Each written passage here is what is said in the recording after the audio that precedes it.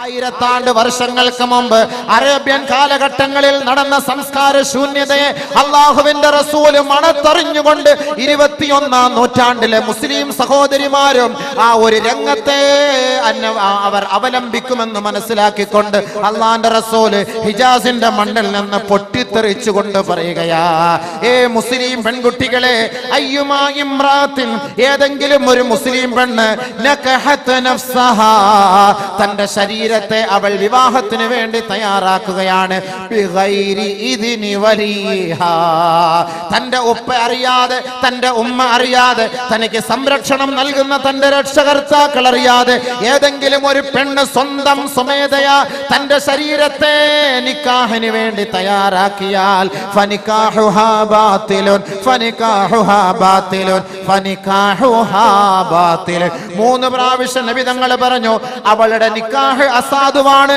അവളുടെ വിവാഹം അസാധുവാണ്, അവളുടെ വിവാഹം അസാധുവാണ്, അവളുടെ ബന്ധം, ശാരീരിക ബന്ധം അത് വ്യഭിചാരമാണ്, അത് വ്യഭിചാരമാണ്, അത് വ്യഭിചാരമാണ്.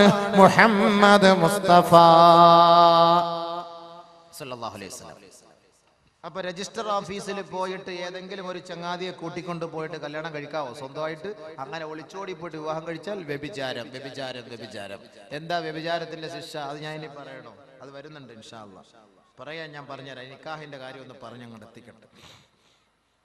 അതുകൊണ്ട് ആ നിക്കാഹ് അസാധുവാണ്, അത് തള്ളേണ്ടതാണ്, അത് ഉൾക്കൊള്ളാൻ കഴിയില്ല, അത് വലിച്ചെറിയേണ്ടതാണ്. അവളെ ഒരിക്കലും അംഗീകരിക്കാൻ കഴിയില്ല, അവനെ നമുക്ക് അംഗീകരിക്കാൻ കഴിയില്ല. ഇത് ജാഹിലിയ കാലഘട്ടങ്ങളിലെ സംസ്കാരം. ആ സംസ്കാരമല്ല ഇസ്ലാമിക സംസ്കാരം. ഇസ്ലാം സംസ്കാരം പഠിപ്പിക്കുന്നു. അതുകൊണ്ടാണ് നബി തങ്ങൾ പറഞ്ഞത്, എന്തിനാണ് നിക്കാഹ്, എന്തിനാണ് വിവാഹം? യുരീദു അൻ യസ്തഅഫിഫ്, പരിശുദ്ധി ആഗ്രഹിച്ചുകൊണ്ടാണ് നിക്കാഹ് കഴിക്കേണ്ടത്. ശാരീരിക ബന്ധം മാത്രമല്ല, കുടുംബ ജീവിതം, ഭാര്യാഭർത്തൃ ബന്ധം, സ്വസ്ഥമായ കുടുംബ ജീവിതം നമുക്ക് അള്ളാഹുവും അള്ളാഹുവിന്റെ റസൂലും നമുക്ക് പഠിപ്പിച്ചു തരുന്ന ഒരു മഹത്തായ ഒരു മാർഗമാണ് വൈവാഹിക ജീവിതം. അതുകൊണ്ടാണ് നബി തങ്ങൾ പറഞ്ഞത്, പെണ്ണിനെ കണ്ടിട്ടേ വിവാഹം കഴിക്കാവൂ. അതേപോലെ നബീന റസൂൽ തങ്ങൾ പറഞ്ഞു, കല്യാണം കഴിക്കാൻ പോകുമ്പോ ആ പെണ്ണിന്റെ അനുവാദത്തോടൊപ്പം നീ തെരഞ്ഞെടുക്കേണ്ടത് കന്യകയായ പെണ്ണിനെയായിരിക്കണം. വിധവയായ പെണ്ണിനെ കല്യാണം കഴിച്ചിട്ട് വീട്ടിൽ കൊണ്ടുവന്നിട്ട് ഒരു ഹണിമൂണിന് പോകാൻ നമ്മൾ കൊടിച്ച 2-3 പ്രസവിച്ച പെണ്ണ്, എന്ത് ഹണിമൂൺ, എന്ത് രസം, എന്ത് ഇമ്പം. അപ്പൊ അതുകൊണ്ട് വിവാഹം, വിധവയ്ക്കുള്ള വിവാഹം പ്രോത്സാഹനമല്ല എന്നല്ല അതിന്റെ അർത്ഥം. അത് വിഷയം വേറെ, അത് ചർച്ച വേറെ, അതിന് കൂലി വേറെ, അത് മറ്റൊരു അർത്ഥം. പക്ഷേ അള്ളാഹുവിന്റെ റസൂൽ നമുക്ക് കുടുംബ ജീവിതം ഒരു സന്തോഷത്തിലെത്താനാണ് നബി തങ്ങൾ പറഞ്ഞത്, അലൈക്കും ബിൽ അബ്കാർ, ഏ യുവാക്കളെ, യുവാക്കളെ, നിങ്ങൾ വൈവാഹിക ജീവിതത്തിലേക്ക് തിരഞ്ഞെടുക്കുന്ന ഇണകൾ അത് തികച്ചും കന്യകകളാകണമേ. വിർജിൻ ലേഡി ആയിരിക്കണം, കന്യകയായ പെണ്ണായിരിക്കണം, അവളെ തിരഞ്ഞെടുക്കാവൂ. എന്താ കാരണം? അലൈക്കും ബിൽ അബ്കാർ فإنهن أعذب أفواها وأنتق ورحاما وأرضى باليسير. കൂടുതൽ പ്രസവിക്കുന്നവളായിരിക്കും അവൾ, സ്നേഹമുള്ളവളായിരിക്കും അവൾ, അല്പം കൊണ്ട് തൃപ്തിപ്പെടുന്നവളായിരിക്കും അവൾ. അതുകൊണ്ട് കന്യകയായ പെണ്ണിനെ നിങ്ങൾ തിരഞ്ഞെടുക്കണമേ. മുഹമ്മദ് മുസ്തഫ. ജാബിർ റളിയല്ലാഹു തആല അൻഹു റിപ്പോർട്ട് ചെയ്യുന്ന ഹദീസിൽ കാണാം, നബി തങ്ങളോട് പോയി ജാബിർ റളിയല്ലാഹു അൻഹു പറഞ്ഞു, യാ റസൂലല്ലാഹ്, ഖതബ്തു ഇംറഅതൻ, ഒരു വിധവയായ പെണ്ണിനെ ഞാൻ കല്യാണ ആലോചന നടത്തി നബിയേ. ഹീന സമിഅഹാ ബിതസവ്വുജിഹാ, ബഹുമാനപ്പെട്ട ജാബിർ റളിയല്ലാഹു തആല അൻഹു, ജാബിർ റളിയല്ലാഹു തആല അൻഹു വിധവയായ പെണ്ണിനെ വിവാഹം കഴിച്ചത് അറിഞ്ഞുകൊണ്ട് നബി തങ്ങൾ ജാബിറിനെ കണ്ടപ്പോൾ ചോദിച്ചു, ഹല്ലാ ബിക്റ, ചങ്ങാതി, നിനക്ക് ഒരു കന്യകയായ പെണ്ണിനെ കെട്ടിക്കൂടായിരുന്നോ? തുലാഇബുഹാ വയുലാഇബുക്, പരസ്പരം വിനോദം പങ്കിടാമായിരുന്നല്ലോ. വിധവയായ പെണ്ണായിരുന്നുവെങ്കിൽ പരസ്പരം വിനോദം പങ്കിടാമായിരുന്നല്ലോ. നബിയുന റസൂൽ തങ്ങൾ ചോദിച്ചു. അപ്പോ നമ്മൾ വിവാഹം കഴിക്കാൻ തിരഞ്ഞെടുക്കേണ്ടത് ഏത് പെണ്ണിനെ ആയിരിക്കണം? കന്യകയായ പെണ്ണായിരിക്കണം. അതേപോലെ നബീന റസൂലുള്ളാഹി തങ്ങൾ പറഞ്ഞു, കന്യകയൊക്കെ തന്നെ ഓക്കെ, പക്ഷെ സമ്പത്ത് നോക്കാമോ, സൗന്ദര്യം നോക്കാമോ, കുടുംബം നോക്കാമോ? എന്താണ് നമ്മൾ വിവാഹ ജീവിതത്തിൽ ഒരു പെണ്ണിൽ നിന്ന് പ്രതീക്ഷിക്കുന്നത്? എന്താണ് മനസ്സിലാക്കണം. മഹറുകാർ, അതിന്റെ സംഘാടകർ, അവർ വിവാഹം കഴിക്കുന്ന യുവാക്കൾ, കഴിപ്പിച്ചു കൊടുക്കുന്ന യുവാക്കൾ, അതിന് വിധേയരാകുന്ന പെൺകുട്ടികൾ, എൻ്റെ സവിധത്തിൽ ഹാജരായിരിക്കുന്ന സഹോദരി സഹോദരങ്ങൾ വളരെ ശ്രദ്ധാപൂർവം കേൾക്കേണ്ട ഒരു പ്രഭാഷണമാണിത്. മനസ്സിലാക്കണം. പിരിവ് 2 ദിവസം കൊണ്ട് കൂടിയത് കൊണ്ട് ആളിനായിരിക്കാം ആളുകൾ കുറഞ്ഞത്. പിരിവൊക്കെ നമുക്ക്, ഞാൻ പ്രത്യേകം പറഞ്ഞിട്ടുണ്ട്, പിരിവ് ആള് അബൂബക്കർ അല്ലാതെല്ലാം കഴിഞ്ഞു. ഇൻഷാ അല്ലാഹ് ഇനി ലാസ്റ്റ് ദുആയ്ക്ക് മുമ്പ് അൽഹംദുലില്ലാഹ് ഈ പുണ്യമായ സദസ്സിൽ വെച്ച് ഖുർആനും ഹദീസും ചർച്ച ചെയ്ത സദസ്സിൽ ദുആ ഉണ്ടാകും. അപ്പോൾ നിങ്ങളാൽ കഴിയുന്ന സന്തോഷമായ സംഭാവന ഈ നല്ല കാര്യത്തിന് വേണ്ടി ആരൊരാൾ തരുന്നോ അവർക്ക് വേണ്ടി ആത്മാർത്ഥമായ ദുആ ഉണ്ടായിരിക്കും. ഒരുപാട് സഹോദരങ്ങൾ ദുആയ്ക്ക് വേണ്ടി വസിയത്ത് ചെയ്തിട്ടുണ്ട്. പക്ഷേ ദുആയ്ക്ക് പ്രഭാഷണം നടത്താതെ നിങ്ങളോട് 1 രൂപ പോലും ചോദിക്കുകയില്ല. നിങ്ങൾക്ക് കാര്യമായ നിലയിലുള്ള ബിരിയാണി, നെയ്ച്ചോറ് തന്നതിന് ശേഷമേ നിങ്ങളോട് ചോദിക്കുകയുള്ളൂ. ആദ്യം ഭക്ഷണം, പിന്നെ ബില്ല് ഇൻഷാ അല്ലാഹ്. അപ്പൊ അതുകൊണ്ട് ഇപ്പം നമ്മൾ ഭക്ഷണം കഴിക്കുകയാണ്. ലാസ്റ്റ് നമുക്ക് ചെയ്യാം, നോക്കാം. ബഹുമാനമുള്ള സഹോദരങ്ങളെ, നബീന റസൂലുള്ളാഹി സ്വല്ലല്ലാഹു അലൈഹി വസല്ലം പറയാണ്, സാധാരണ നിക്കാഹിന്റെ സദസ്സിൽ ചർച്ച ചെയ്യപ്പെടുന്ന ഒരു ഹദീസാണ്, പൊതുവെ വിവാഹത്തിൽ 4 കാര്യങ്ങളാണ് പരിഗണിക്കപ്പെടാറുള്ളത്. ലിമാലിഹാ, അവളുടെ സമ്പത്ത്, വലിഹസബിഹാ, അവളുടെ കുടുംബം, വലിജമാലിഹാ, അവളുടെ സൗന്ദര്യം, വലിദീനിഹാ, അവളുടെ മതബോധം.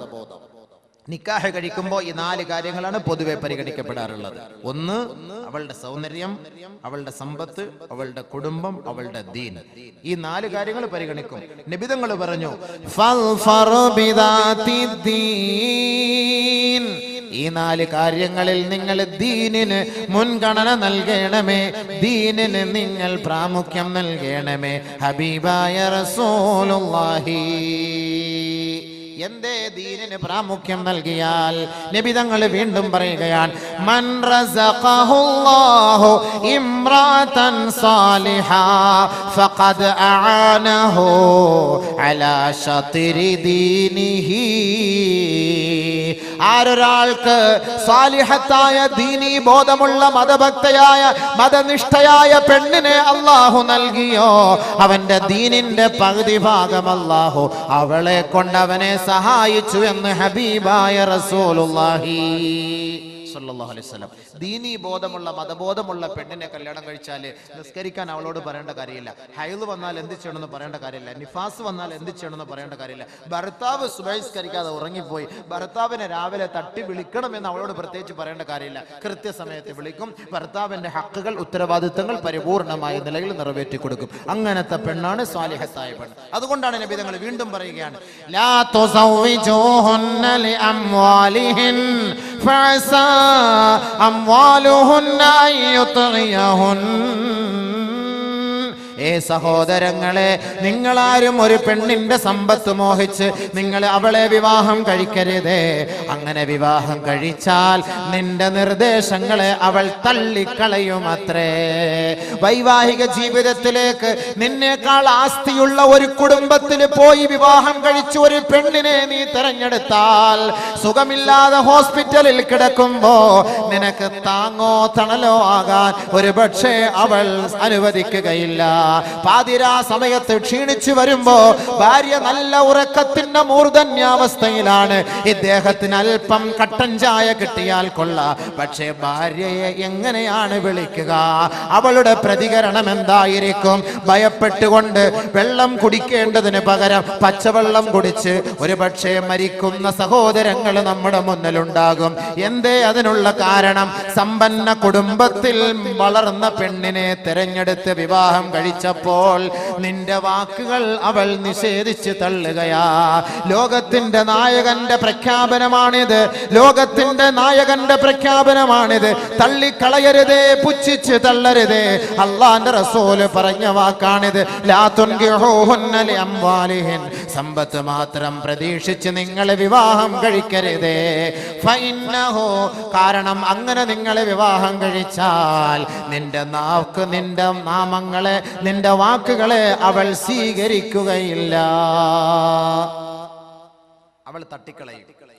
വീണ്ടും നബി തങ്ങൾ പറയുന്നു, ലാ തുസവ്വിജൂഹുന്ന ലിഹുസ്നിഹിൻ, സൗന്ദര്യം മാത്രം പ്രതീക്ഷിച്ചുകൊണ്ട് നിങ്ങളെ വിവാഹം കഴിക്കരുതേ. കാരണം തീർച്ചയായും അവളുടെ സൗന്ദര്യത്തിന്റെ പേരിൽ നിന്നെ വഴികേടിലേക്ക് നയിക്കാൻ അത് കാരണമാകും. സുന്ദരിയായ ഭാര്യയെ കല്യാണം കഴിപ്പിച്ചിട്ട് ഗൾഫിൽ പോകും, സ്വസ്ഥത കിട്ടുമോ? സ്വസ്ഥത കിട്ടുമോ? എപ്പോഴും ഫോൺ ഫോൺ ഫോൺ. അവൾ എവിടെയാണ്? ഓൾ എവിടെയാണ്? ആരുടെ കൂടെയാണ്? എവിടെ പോയി? സംശയം സംശയം സംശയം സംശയം. സംശയത്തിന്റെ രോഗം. സംശയിക്കാം ഒരു പെണ്ണിനെ, ഒരാണിനെ സംശയിക്കാവും. ആണിന്റെ ഭർത്താക്കന്മാരുടെ കടമയിൽ വരുന്നുണ്ട്. അപ്പോ പറഞ്ഞുതരാം. അപ്പൊ നബിതങ്ങൾ പറഞ്ഞ വാക്കായി പറയുന്നത്, ലാ തുസവ്വിജൂഹുന്ന ലിഹുസ്നിഹിൻ ഫഅസാ ഹുസ്നുഹുന്ന അയ്യുർദിയഹുൻ. സൗന്ദര്യം മാത്രം നോക്കി നീ വിവാഹം കഴിച്ചാൽ ആ സൗന്ദര്യം നിന്നെ വഴികേടിലേക്ക് കൊണ്ടെത്തിക്കും, അവളെയും അത് വഴികേടിലേക്കാക്കും. നമുക്കൊരു സ്വസ്ഥത കിട്ടൂല. കാരണം എന്താ? വീട്ടിൽ നിന്ന് ഇറങ്ങിപ്പോകാൻ പറ്റൂല. ഇവൾ എന്തായിരിക്കും? അവൾ എന്തായിരിക്കും? ഓളുടെ അവസ്ഥ എന്തായിരിക്കും? ഇന്ന് കൂടുതലും വ്യഭിചാരം നടക്കുന്നില്ലേ സുഹൃത്തുക്കളെ, സഹോദരി സഹോദരങ്ങളെ? ഇൻഷാ അല്ലാഹ് അതിന്റെ ഹദീസുകൾ ഞാൻ പറഞ്ഞു തരാം, അപ്പോൾ നമുക്ക് മനസ്സിലാവും. അപ്പൊ സൗന്ദര്യം മാത്രം നോക്കരുത്, സമ്പത്ത് മാത്രം നോക്കരുത്. പിന്നെ എന്താ നോക്കേണ്ടത്? ദീൻ നിങ്ങൾ നോക്കണം. സമ്പത്തും നോക്കാം, ഏത് മാന്യമായ നിലയിൽ. സൗന്ദര്യവും നോക്കാം മാന്യമായ നിലയിൽ. കുടുംബവും നോക്കാം മാന്യമായ നിലയിൽ. പക്ഷെ ഈ മൂന്നിനേക്കാളും കൂടുതൽ താല്പര്യം ദീനിനായിരിക്കണം. അപ്പോൾ ഒരു ഭാര്യ ഒരു ഭർത്താവിനെ സംശയിക്കേണ്ട കാര്യമില്ല, ഒരു ഭർത്താവ് ഒരു ഭാര്യയെ സംശയിക്കേണ്ട കാര്യമില്ല. ഒരാൾ ഒരു പെണ്ണിനെ കല്യാണ ആലോചന നടത്തി വെച്ചിരിക്കുകയാണ്. നല്ല കുടുംബത്തിലെ നല്ല സ്വത്ത് മുതലുള്ള ഒരു പെണ്ണ്. ആ പെണ്ണിനെ കല്യാണ ആലോചന നടത്തി വെച്ചു. പക്ഷെ ഇവനിത് അറിഞ്ഞില്ല. എങ്ങനെയോ മണത്തെറിഞ്ഞു അവളെ കെട്ടാൻ ഇവൻ താല്പര്യപ്പെട്ടിരിക്കുകയാണ്. ചർച്ചകൾ നടന്നു. പക്ഷെ ഇവൻ എന്ത് ചെയ്യാ? ഇടയ്ക്ക് പോയിട്ട് കടുംവെട്ട് വെട്ടിയിട്ട് അവൻ